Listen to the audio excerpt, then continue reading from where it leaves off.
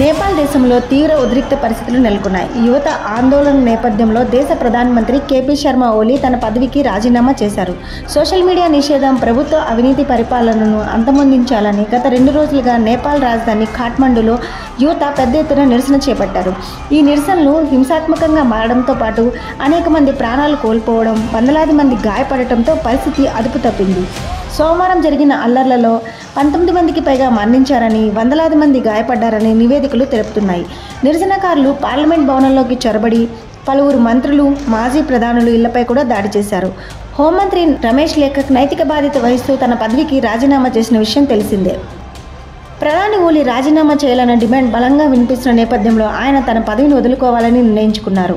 దేశంలో శాంతి భద్రతలను పునరుద్ధరించడానికి, పరిస్థితిని చక్కదిద్దడానికి తదుపరి చర్యలు తీసుకుంటానని ప్రధాని తెలిపారు. అయితే కొన్ని నివేదికల ప్రకారం ప్రధాని ఓలీ రాజీనామా చేయనని, ఈ ఆందోళనలు అల్లర్లు వెనుక కొన్ని రాజకీయ శక్తులు ఉన్నాయని ఆరోపిస్తున్నారని తెలుస్తుంది. ఈ పరిణామాలతో నేపాల్ రాజకీయాల్లో అనిశ్చితి నెలకొంది.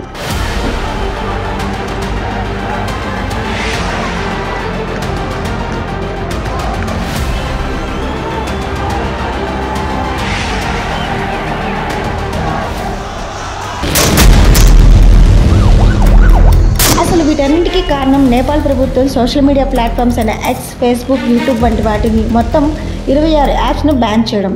దీంతో నిషేధించిన సోషల్ మీడియా ప్లాట్ఫామ్లను పునరుద్ధరించాలని, దేశంలో రాజ్యమేలుతున్న అవినీతిని అరికట్టాలని డిమాండ్ చేస్తూ వేలాది మంది యువత సోమవారం దేశ రాజధాని ఖాట్మండులో భారీ నిరసనలు చేపట్టారు. स्थिति है ये, इस प्रकार का डेमोक्रेसी जनता के लिए नहीं है। वो नेता के लिए डेमोक्रेसी आ रही है नेपाल में, जनता के लिए डेमोक्रेसी नहीं आ रहा है। और इसीलिए सरकार को बैकफुट पे आना पड़ा जो सोशल मीडिया पे बैन करने वाली। इसीलिए ये सोशल मीडिया का बात तो दूसरी बात है, मेन बात तो डेमोक्रेसी, ये मेन बात तो करप्शन का है। करप्शन लीडर है इधर, तो उसका विरुद्ध में। आज तो प्रधानमंत्री का इस्तीफा फर्स्ट बटम लाइन है, ये आज का जेएनजी का मेन मांग यही है। और दूसरा बटम लाइन यही है कि संविधान फेंको और दूसरे तरीका से संविधान निर्माण करो। आग से जल रहे, आप देख सकते हैं युवा लोग बहुत रुष्ट है, बहुत आक्रोश में है। युवा लोग को हम अच्छा से वो नहीं कर पा सकते, इसके लिए आज का इस्तीफा क्रमशः आ रहा है।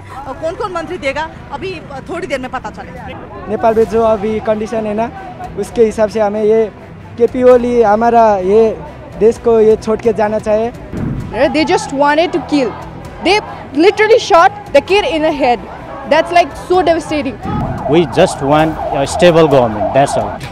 Right now the president dissolved this government and I want to lead this. I will take a responsible of this movement from right now, and I will call all the GNG guys.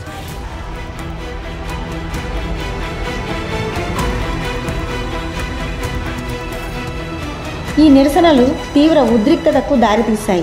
నిరసనకారులకు, పోలీసులకు మధ్య జరిగిన ఘర్షణల్లో ఇప్పటికే 19 మంది మృతి చెందగా 80 మందికి పైగా గాయపడినట్లు సమాచారం. గత వారం కమ్యూనికేషన్ అండ్ ఇన్ఫర్మేషన్ టెక్నాలజీ మంత్రిత్వ శాఖ నిర్దేశించిన గడువులోగా నమోదు చేసుకోనందున ఫేస్బుక్, ఇన్స్టాగ్రామ్, యూట్యూబ్ వంటి అనేక సోషల్ మీడియా సైట్లను నేపాల్ ప్రభుత్వం నిషేధించింది. ఈ నిర్ణయంపై దేశవ్యాప్తంగా ముఖ్యంగా యువత తీవ్ర ఆగ్రహం వ్యక్తం చేస్తుంది.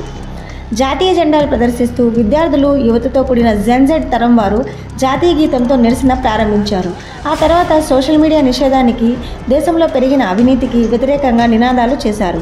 ప్రభుత్వం నిషేధం విధించినప్పటి నుంచి సామాన్య నేపాలీల కష్టాలను, రాజకీయ నాయకుల పిల్లల విలాసవంతమైన వస్తువులు, విదేశీ విహారయాత్రలు చేస్తున్న తీరును పోల్చి చూపే వీడియోలు టిక్టాక్లో వైరల్ అవుతున్నాయి.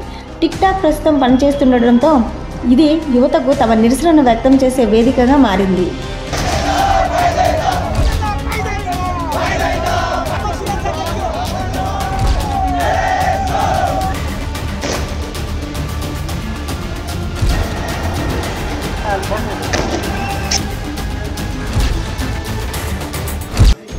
ఈ పరిస్థితులపై స్పందించిన ప్రధాని కేపీ శర్మ ఓలీ తన ప్రభుత్వం తీసుకున్న నిర్ణయాన్ని సమర్థించుకున్నారు. ఉద్యోగ నష్టాల కంటే దేశ గౌరవాన్ని కాపాడటమే ముఖ్యమని ఆయన అన్నారు. ఒక ప్రణాళికాబద్ధమైన జెన్జెడ్ తిరుగుబాటు గురించి నేను వింటున్నాను. మేము ప్లాట్ఫామ్లకు వ్యతిరేకం కాదు. చట్టవిరుద్ధత, అహంకారం, మన దేశాన్ని తక్కువ చేసి చూడటం వంటి వాటికి వ్యతిరేకం అని ఓలీ పేర్కొన్నారు.